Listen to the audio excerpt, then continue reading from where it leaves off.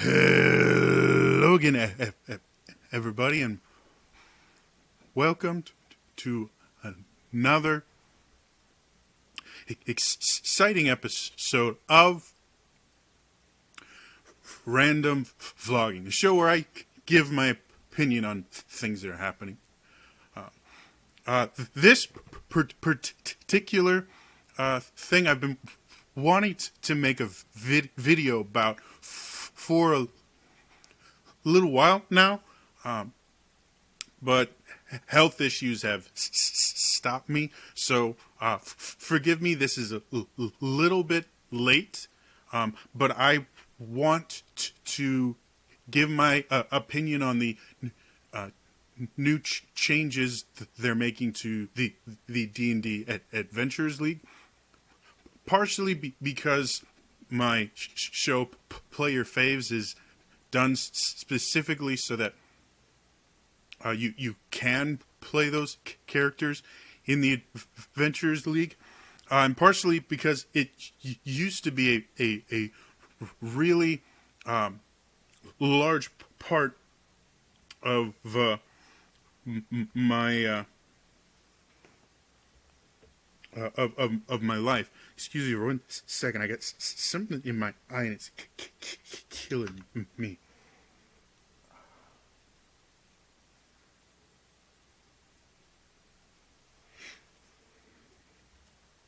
Much better. Okay, so yeah, it was a really big part of my life. I was a local coordinator for a little bit. I used to do a lot of convention work, and conventions are almost entirely organized play. At least they are where I live. So first things first, I want to talk about what happened last season. For those of you that don't know, the D&D Adventures League is going into its 9th year of existence. And each year is a different season. And for the first, I want to say 3 seasons, all a new season meant was really there would be new content, and every so often if a new supplement came out, the Adventure League would rule on what it was going to allow and what it wasn't. Season 4 was the first one that actually changed how play worked, because it was set in Barovia, because it was a Ravenloft season, and it made it so that if any of your characters played in a season 4 adventure, they were not allowed to play any non-season 4 adventures until they either beat the final episode of the final adventure in that season, which I believe there's 13 in that season. They had to beat that, or there was one adventure that would allow you, it was a tier 1 adventure, that would allow your character to leave, but they would have to give up a lot to do it. They would basically miss out on a full level's worth of experience just to leave. And that went over like a lead balloon. I liked the adventures. They were some of the best written adventures they'd had up to that point, and they were fun to play, but everybody hated the fact that if they played a character that they'd been playing for 2 or 3 years at that point, just one adventure, and they were locked out of everything else. And that also meant if you played at the beginning of the season, you couldn't play anything else until the end of the season, because you couldn't play the adventure that let you leave. So it went over really poorly. And the next season, was about giants, and went back to just allowing you to play any season. And that was one of the big selling points of the Adventurers League, was it was pitched when it first launched as, okay, this is something for new players. If you've never played, the Adventurers League was an infection vector. And it was also for people that had played and didn't have time to be in a full campaign. It was designed for kind of jump in and out style play. And the whole pitch was you could create a character and then just sit down at a table and play. And the only limitation you had was your character had to be the right level. So that's what it was. It was just, just bring your character sheet and sit down. Last season, they made some really big changes that pissed off a large portion of the fan base.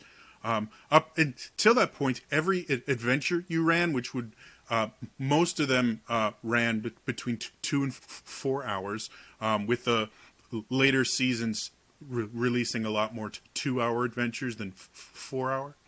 But every adventure would have a magic item.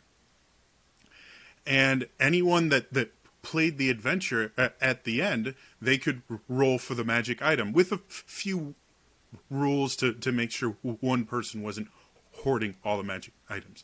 But it didn't matter. Every adventure, somebody in your group was going to get a magic item. And that was another fun thing, because every adventure, you were getting stronger, getting more cool things. The Season 8 rules changed all of that. There's still magic items in every adventure, but instead of somebody getting the item, what happens is you unlock the ability to get that item for that character. You don't get it, you unlock the ability to eventually get it. So how do you get it? Well, every adventure you run, you would get what were called, I believe they were treasure checkpoints or treasure points. And depending on the level of the item, you would have to spend anywhere from, I think it was 8 to 20 something for these items. And I can't remember. I believe you got 4 treasure checkpoints per adventure, something like that. So it changed from, okay, someone was getting a magic item, to, well, really, you all might get it, but you're going to have to play a bunch of adventures in order to save up enough to get the item.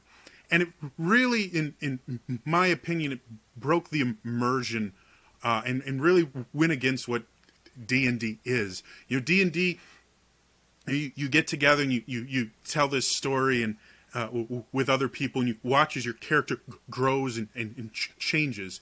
With this, though, that growth or change was changed because randomly you would have to go to Magic Items R Us and buy whatever magic items you wanted instead of just finding them as you adventured. And the other thing that upset a lot of people is this was retroactive. So all 7 previous seasons, now you couldn't get magic items unless you did this weird checkpoint thing. They also removed almost all gold from the game. You would get gold when you leveled up, which was really a tiny amount. And that was all the gold you got. All the adventures beforehand, you would get paid for doing them, because that's a motivation for a lot of characters, is you would get paid to do it. And you could find gold in the adventure. Now, all gold is gone. The only way to get gold is level up, or you could trade your treasure checkpoints in for a minuscule amount of gold. Now, one of the things that really hurt is if your character died, you'd have to pay for resurrection in order, if a party member didn't have it, and even if they did, a resurrection spell is normally about 1,000 gold. In order to afford a single resurrection, you had to level up to, I think it was 8 or 9. So all the way from 1 all the way up to 9, sorry, that's my phone. You couldn't die anymore, which was another big deal. And then there were other issues, like wizards have to use gold to scribe spells, and now they're at a really low point. You use gold to buy like health potions, which are really useful in keeping your character from dying. It just was a nightmare. That was season 8. Season 9 starts in September. They've made another change. They introducing what's called seasonality. What that means is, in line with the previous thing where you don't get magic items anymore, you get a IOU 1 magic item certificate that if you get enough treasure checkpoints you can eventually buy. Now your characters are locked into the season that they were created in. What that means is, like, I have a level 17 monk that I've been playing since season 2. I've put a lot of time and effort. It took me a long time to get him up to level 17. If I try to play him any of the new content, which I can't because they won't make content high enough because of these new rules. But let's say I could, for whatever reason. I don't get any story awards, which are normally things that you just use in that season, so that's not a big deal. But I also don't get any. I don't get any magic item unlocks, which again is a big deal. Like, magic items in 5th edition are a lot more game changing than they were in previous editions. Like 4th and 3rd edition, you had to have magic items, to the point where in 4th edition, if you made a character higher than level 1, part of the creation rules were you had to give that character 3 magic items. 1 that was a level higher than yours, 1 that was your level, 1 that was a level lower. So even just a level 2 or 3 character had 3 magic items. 5th edition, you can actually run the entire game without magic items, and you can only really have a maximum of 3 big magic items, magic items that require attunement. Because of that, magic items generally tend to do a lot more and affect gameplay a lot more than they did in previous ones, because they're significantly more rare.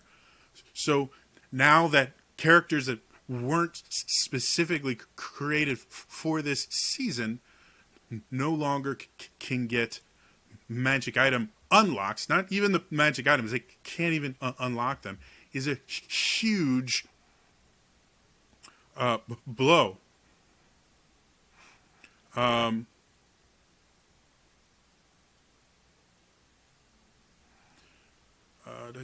just checking to I'm reading over the release.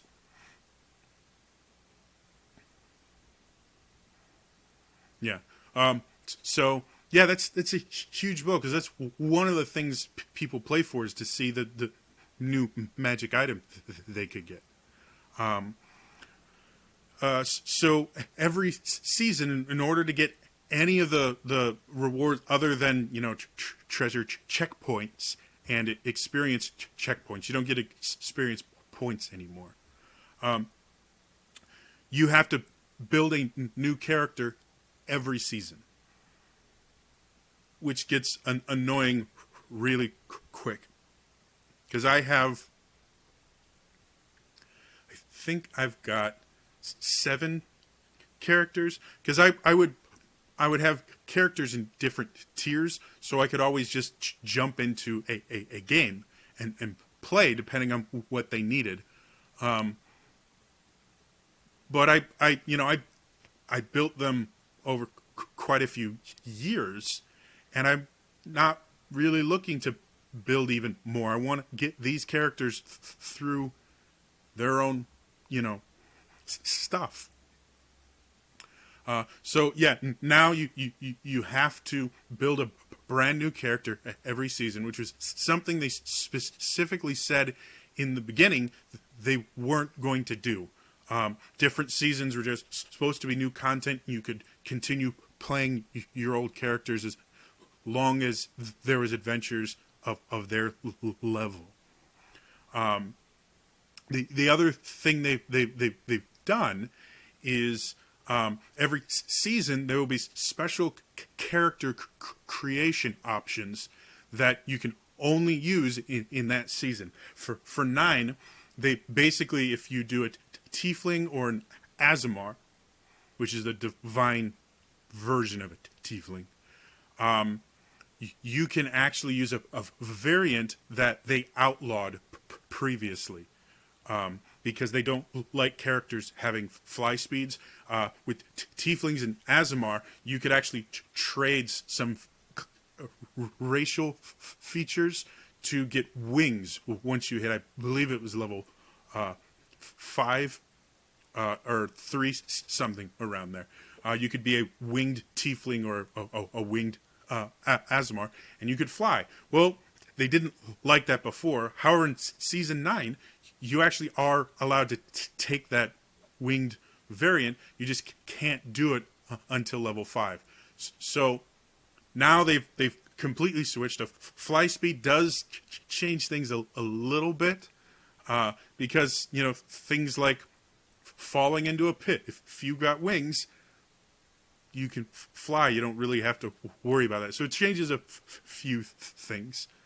And the other thing is, they have this rule, the PHB +1, where if you're using something like Xanathar's Guide or the Sword Coast Adventures Guide, you can't use both the Sword Coast Adventures Guide and Xanathar's Guide or anything like that for complexity reasons that I don't agree with, but whatever. It's been a rule since like season 2 or 3. I can't remember. So you can actually use an Aasimar, which is a Xanathar's Guide race. You can use an Aasimar without that counting as your +1, which actually changes significantly the kinds of characters you can make. And it's cool. Like I like that. But they give this really large incentive to create new characters, and specifically to create tiefling and Aasimar characters. So season 9 is going to be full of tieflings and Aasimar, which makes sense since the theme is going to hell, and tieflings are they have demon blood or devil blood in them, and Aasimar have divine blood. So I can see that, but the thing is, those two classes, I believe, I'd have to look again. I believe they're both charisma. Charisma is their highest bonus. So you're going to have a ton of charisma-based characters like paladins. I'm expecting a ton of sorcerers and warlocks, because paladins, you need to have strength to be able to play them effectively, and neither race gets a strength bonus. Whereas sorcerers and paladins just need charisma, and I could see a fair amount of bards because technically you probably want a dex score for a bard, but it's not that big a deal. So yeah, in season 9, instead of having a little bit of everything, you're going to see mostly tieflings and Aasimar, because this is the only season that they're allowed to fly in. They're going to be mostly, I'm guessing, they're going to be mostly sorcerers, warlocks, and bards, with maybe a paladin in there every so often. But you're not going to see barbarians. You're not going to see rogues or monks. Anyone where the charisma stat really isn't useful, there's no reason to play. And it makes it significantly harder when you want to play these and you can't use the racial traits to get you a decent attack score. So the only exception to this seasonality is any con-created content. You're allowed to play that with no restrictions, and any and this new thing they're launching called Dream of the Red Wizards. It's its own season thing, but it counts as not a season. So they've announced, I believe it's 4 adventures for that. And then con-created content, there's tons of it, because just about every con now tries to get at least one adventure written specifically for the cons. It gives them exclusive stuff. And some of that stuff is really cool, but some of it is really bad. Like, I played one that was just a massive waste of time because the entire adventure required you to have someone with a really high intelligence investigation, and we were a 4 or 5 person party, and none of us were wizards or any intelligent based classes, which normally is not a big deal in any other adventure, but the entire dungeon required you to succeed on DC 20 and DC 25 investigation checks. Most of us couldn't roll high enough to do that. And so it was just this massive 4-hour waste of time that if we hadn't given up and ran away, our characters would have been locked in this dungeon and been dead. We would have lost the characters we've been playing for years. So there's good things and bad things, but overall, this follows a pattern that the Adventure League has. It's the reason I got fired for being from being a local coordinator. The Adventure League, as much as it was founded as this way to get new people in and to give people, the ability to just sit down and play, as soon as they got organized and had people running it, and that it changed from that to, we are a governing body, we enjoy power. Now, I'm not saying all the admins are like that. I know quite a few of them, and they're really great people. They really are. Greg Marks specifically, I've known for years. He's a great guy. If you ever get a chance to play any of the adventures he himself has written, they are a blast. He is such a talented guy.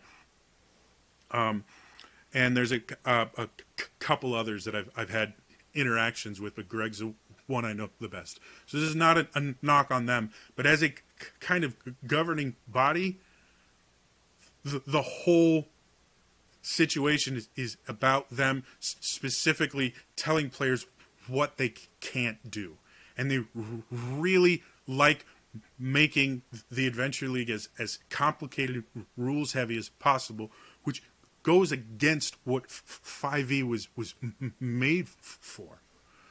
It's specifically designed to have less rules, to give the DMs more authority. I kid you not. I had an argument with someone because they said, hey, I want to play a Tempest Domain cleric. And in the Adventure League, you were required to pick a deity if you were a cleric or a paladin. And there was the deity you could pick had to be from either the Sword Coast Adventures Guide, because they had a few extra deities in there, or from the Player's Handbook. And in both of those, the only Tempest Domain deities were evil aligned. And they're like, I want to be a good Tempest cleric. And when you look in the PHB, it specifically says on the cleric page, just because your deity doesn't specifically list that is one of their chosen domains doesn't mean you can't be a Tempest cleric of Selûne. Selûne is the goddess of the moon. And so I brought this up, and I quoted the Player's Handbook, and I said, according, page this, paragraph this, it says this.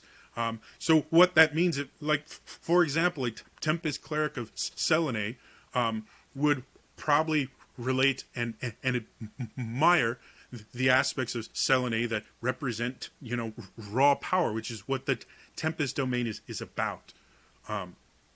Is kind of raw power and fury of nature, things like that. Well, the moon controls tides and things like that, and as much as it may help farmers and sailors and things like that by raising the tide when they need it, it can also smash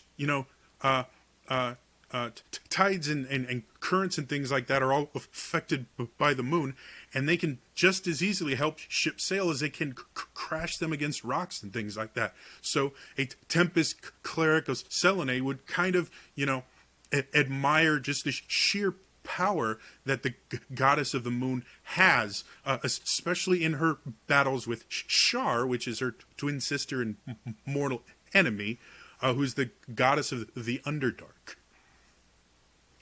So I make this explanation. Go, hey, this is what the PHB said, and another local coordinator goes, no. According to the Adventures League, you have to choose one with the domain. I said, well, first of all, no, because I sat there and I showed them in the documents. It says, no, it says you can. It says not that you have to. In all of these documents, especially the PHB, you have to look for the use of the word can versus must, or it just says choose, where it gives a command. If it says choose this, you have to do it. If it says you can choose this, it's up to the player if they want to or not. And that's what the wording was. And so I said, no, this is how it works. And I understand where you're coming from, but unfortunately you're wrong. We argued for a little bit, and I kept bringing up actual facts and quotes from everything and going, no, this is how it works. She just kept going, no, I'm right. You can't do that. And I finally went, okay, this doesn't matter. The Adventures League should not be ruling on this, because the Adventures League is there to make sure that the game is fair. What deity you worship doesn't change anything. It's flavor text. The Tempest cleric of Cord, or a arcane domain cleric of Tempest. It doesn't really matter. The mechanics are already in the game. All the chosen deity does is let you flavor the character. It doesn't change anything. So why are we arguing about this? And it was at that point that my regional coordinator, the guy that hired me, quote unquote, for no money, came in and said, no, they're right. And he would end it with hashtag underscore RC, which meant you weren't allowed to question it. And that was something we saw constantly until they got rid of the local and regional coordinators, is they would just go, no, this is what I say. They put the hashtag on it, and you were not allowed to question it. If you did, you'd get kicked out of groups, or like me, you'd get fired. And that's what the Adventure League has become. This, they pitch it as, well, we want to, get more people in. No. What this is this is an additional limitation so they can have more control over the game, so they can feel powerful. Now, again, this is not talking about them as people. I'm talking about the organization as a whole, not the individual members. I know that's kind of a weird distinction to make, but it is a thing. Look up group think, and groups very rarely will reflect the individual preferences of the individual members. Once you get into a group, you start skewing towards the extremes. That's just psychologically how it works. And that's why I hate this, because this is just another way for them to impose more rules that don't need to be there. I'm certain that the real reason they don't like this is because they were worried about people mixing and matching magic items from different seasons and power gaming, which is always an issue. But when we only had one season to work with, I had people power gaming. You can't stop power gaming, and it's pointless to try to be blunt, because power gamers are always going to find a way to cheat the system, and the more rules you put in, the easier it is for them to do it. So that's a moot point, and the rest of it is just like it actually specifically says, why are we making this change? They mentioned they want to establish clear on-ramps for our campaigns that provide a level playing field for the maximum enjoyment of our new friends. This doesn't do that. This shoehorns them into making a specific character in order to get the most benefit from the season. And the other one is to differentiate the tabletop Dungeons and Dragons experience from, say, playing an MMO. It behooves us to provide an environment where characters are tied as closely to the current plot threads as possible. Again, first of all, they've never played an MMO because, depending on the one, like, I play Final Fantasy XIV. You are intrinsically tied to that. You are the warrior of light.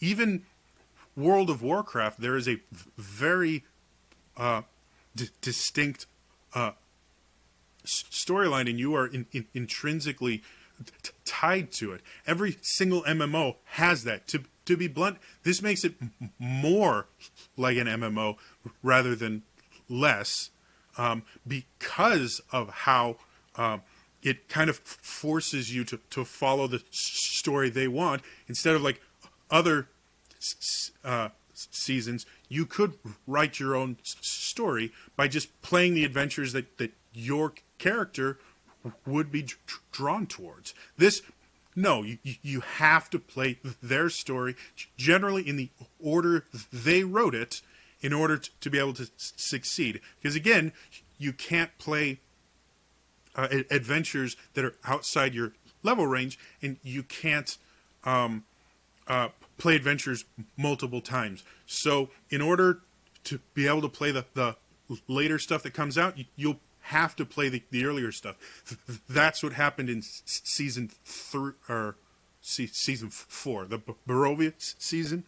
That's what happened there, where you had to play it episode or adventure 1 through 13. You couldn't skip around or anything, and it got really boring because you couldn't have people come to the table and have different things and different items and different character builds.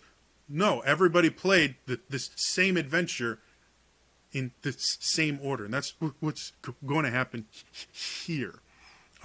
So, again, I am not a fan of this change. I have not played or been involved in the Adventure League for at least 2 or 3 years now, simply because of my health.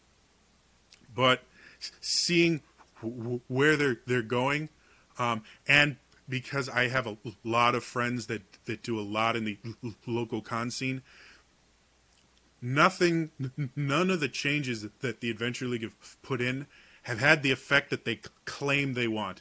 A lot of people that came back to D&D when 5th edition came out are leaving again because they don't like these really weird, arbitrary rules.